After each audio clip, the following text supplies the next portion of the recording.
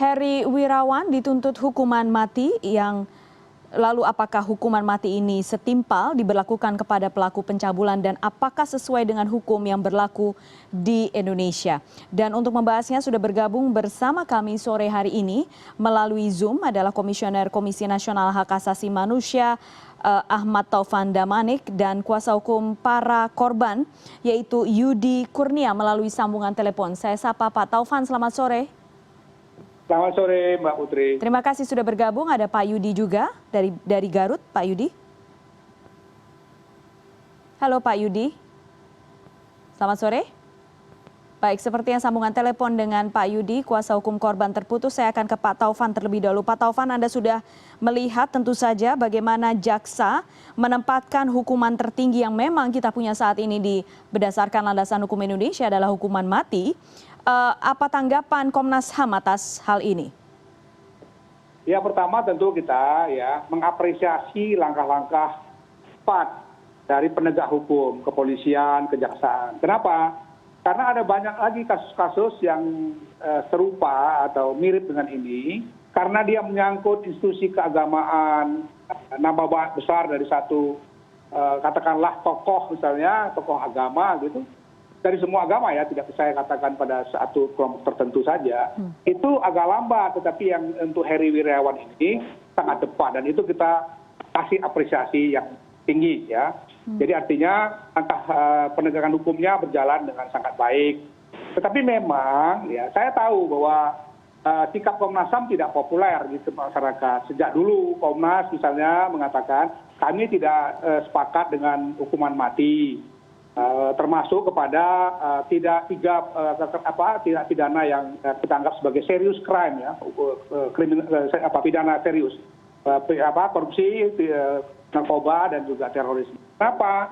Karena Indonesia ini sebetulnya sudah terus-terusan didorong oleh internasional untuk menghormati prinsip-prinsip asasi manusia dan mulai meninggalkan apa yang disebut sebagai hukuman mati.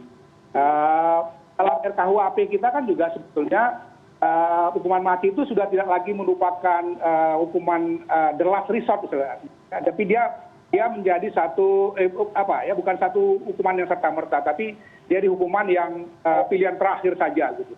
Itu sebetulnya langkah pelan-pelan secara bertahap-tahap di mana kita nanti akan mulai meninggalkan hukuman mati. Itu. Tapi saya tahu bahwa masyarakat kita marah ya.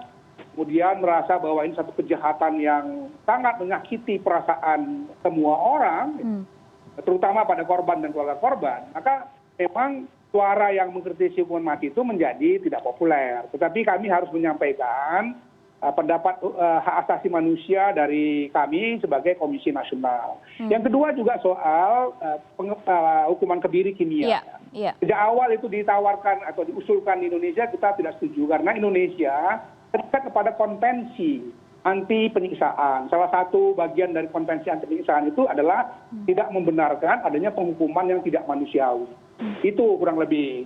Nah, perdebatannya ada di situ. Jadi soal-soal prinsip hak asasi manusia. Tetapi kita tidak keluar dari sanksi bahwa kejaksaan dalam hal ini menuntut hukuman yang maksimal. Kalau konteks hukuman maksimalnya kita mengapresiasi. Bahkan langkah cepat tadi saya katakan itu kita apresiasi. Tapi kan kita punya cara-cara lain, ya, punya pilihan-pilihan lain. Misalnya di luar negeri barusan saja ada kasus di mana pelakunya itu WNI, ya saya nggak usah sebut namanya lah, tapi WNI yang heboh tempoh hari. Itu dihukum oleh pengadilan Inggris dengan hukuman yang sangat maksimal, puluhan tahun. Jadi artinya kita bayangkan dia sampai akhir hayatnya tidak akan pernah bisa keluar dari penjara. Tidak ada juga hukuman yang terkait hukuman tambahan seperti kebiri. Jadi pengadilan di Inggris atau sistem hukum di Inggris itu sudah memberikan satu contoh yang baik. Di Eropa juga begitu karena mereka sudah meninggalkan hukuman mati. Nah, sekali lagi kami katakan Komnas dalam hal ini sangat mendukung penegakan hukum yang tegas dan pemberian hukuman yang maksimal. Tetapi kita perlu pertimbangkan untuk mencari jenis hukuman yang lain. Katakanlah hukuman maksimal dan berikan hukuman pidana penjara misalnya puluhan tahun. Sehingga tidak ada peluang dia sampai akhir hayatnya keluar dari penjara. Diberikan atau di penjara nanti di penjara yang katakanlah maksimum juga ya. Sehingga dia tidak sembarangan juga berinteraksi dengan pihak lain. sehingga kemudian bisa terjadi pengulangan atas tindak pidananya, itu kita setuju. Tapi sekali lagi, norma hak asasi manusia sudah menjadi bagian dari sistem hukum kita. Tolong dipertimbangkan untuk tidak menggunakan hukuman yang kemudian di kalangan hak asasi manusia dianggap bertentangan dengan prinsip dan norma HAM. Secara substansi nggak ada yang beda, karena sebenarnya Komnas sangat mendukung tindakan hukuman yang maksimal, bukan hukuman mati. Itu aja pilihannya. Kita bisa pilih hukuman yang lain. Baik. Pak Yudi, bagaimana respon keluarga korban atas tuntutan jaksa ini, Pak Yudi? Saya sangat mengapresiasi dan sesuai dengan harapan keluarga korban bahwa hukuman mati itu ya sudah layak lah bagi pelaku ini. Walaupun itu tidak membuat reda sakit hatinya, paling tidak mengobati korban atau keluarga korban ya. Jadi saya sangat mengapresiasi, yang sebetulnya awalnya saya merasa kecewa, kami merasa kecewa dengan dakwaan yang disampaikan oleh jaksa. Namun apa sebenarnya yang diharapkan dari Anda sebagai kuasa hukum? Yang Anda harapkan sebenarnya tuntutannya seperti apa?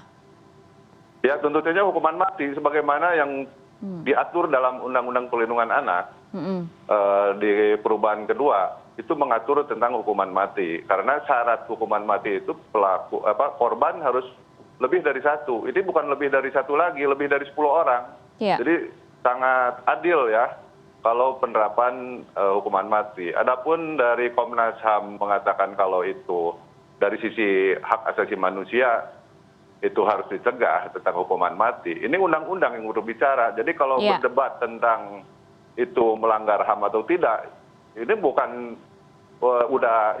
saat ini udah tidak berbicara itu lagi, itu clear, undang-undang sudah sah. Kalaupun Komnas HAM merasa keberatan dengan hukuman mati, uji materi lah di MK gitu. Karena ini undang-undang udah sah, udah berlaku. Karena ini hukuman tertinggi ya yang dimiliki Indonesia ya. Penuntut umum udah benar menurut saya ya, tepat menerapkan tuntutan itu. Ya, bagaimana dengan hukuman tambahan kebiri kimia dan juga penyitaan harta ya untuk korban? Nah itu persoalan itu saya sepakat ya, karena bagaimanapun juga ini harus jadi bahan pemikiran kita semua, termasuk negara hadir memikirkan bagaimana hak-hak anak untuk ke depan sampai dewasa ini hak-haknya terpenuhi, mulai dari hidupnya yang layak, pendidikannya yang bisa didapatkan. Ini penting sekali, karena kalau lihat dari restitusi yang diajukan oleh jaksa, emang kalau 350 juta itu saya rasa ini tidak cukup. Makanya dengan penyitaan harta mudah-mudahan itu bisa memenuhi kebutuhan anaknya ini. Dari penyitaan aset-asetnya pelaku ini mudah-mudahan bisa mencukupi sampai dewasa ya. Dan ini kalaupun tidak mencukupi, ini negara harus hadir. Bagaimana solusinya? Dan Komnas Anak juga bisa mendampingi masa depan anak ini, mengkawal apa yang mengurus masa depannya ini. Ya, oke. Pak Taufan, sepertinya tadi saya mengutip apa yang disampaikan oleh Pak Yudi di awal. Sepertinya memang tidak akan pernah ketemu antara hak asasi manusia dengan aturan perundang-undangan yang memang sudah ditetapkan dan memang itu yang dimiliki Indonesia dan dijalankan oleh penegak hukum Indonesia saat ini.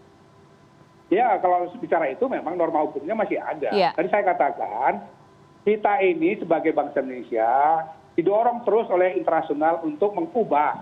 Dan dalam RKUHP yang sedang kita susun itu sebetulnya tahapan-tahapan untuk pelan-pelan nanti akan meninggalkan hukuman mati itu sudah mulai dipikirkan. Makanya kan tidak serta-merta orang hukuman mati dalam RKUHP ya. Dalam undang-undang yang ada sekarang itu masih norma hukum yang tersedia memang itu kita akui, dan karena itu kami hanya menyampaikan pendapat kami ya. Yang kedua tadi saya menarik sekali ya, yang ini juga bagus dari langkah kejaksaan itu harus diapresiasi, yaitu memikirkan soal tapi saya ingin tambahkan, restitusi itu menjadi tanggung jawab negara. Negara memang bisa dalam hal ini ya mengajukan supaya mengambil dari harta pelaku. Tapi kalau seandainya itu tidak mencukupi, maka menjadi tanggung jawab negara untuk memenuhi restitusi dari korban itu. Ini salah satu juga yang menurut saya terobosan yang sangat baik. Kami sangat mengapresiasi, pertama tadi saya katakan langkah cepat, karena banyak kasus-kasus di mana pelakunya sampai sekarang belum masuk pengadilan. Karena dia menyangkut misalnya institusi yang memiliki katakanlah karisma tertentu karena agama, karena tokoh dan semacam. Tapi yang ini enggak, langsung cepat. Satu lagi yang kami apresiasi adalah soal restitusi tadi. Sayangnya di sini hanya disebutkan diambil dari harta pelaku. Harusnya menjadi tanggung jawab negara. Salah satunya mengambil dari harta pelaku, iya. Tapi kalau nggak mencukupi berarti negara yang harus memenuhi itu. Yang juga harus dipikirkan ada dua hal lagi di sini. Karena ini menyangkut korban ya. Pertama adalah menjaga privasi korban. Saya senang sekali kalau Pak Yudi memastikan terus-menerus supaya yang namanya privasi korban, keluarga korban itu tidak boleh terpublikasi. Karena ini menyangkut masalah martabat mereka sebagai korban. Yang kedua tentu saja tadi saya katakan ya menyangkut masalah rehabilitasi juga ya. Mereka punya masalah dengan psikologisnya, trauma dan macam-macam. Itu juga menjadi tanggung jawab negara.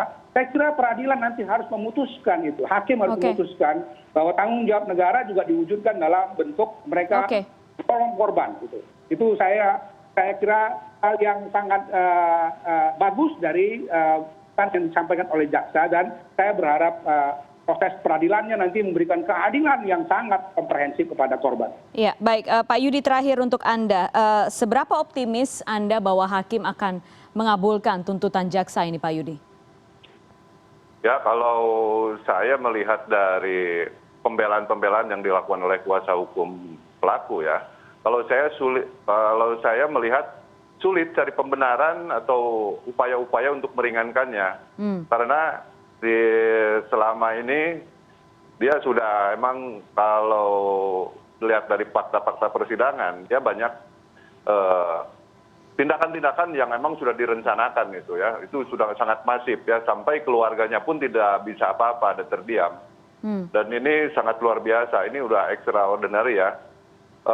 Mungkin hakim juga mempertimbangkan dari sisi sosial, dari sisi masa depan anaknya, ini sangat terpukul sekali ya, karena ini berdampak terhadap masa depan bangsa ini. Kalau emang hakim berpendapat lain atau memutuskan lain tidak sesuai dengan apa yang diharapkan dan tuntutan jaksa, ini saya rasa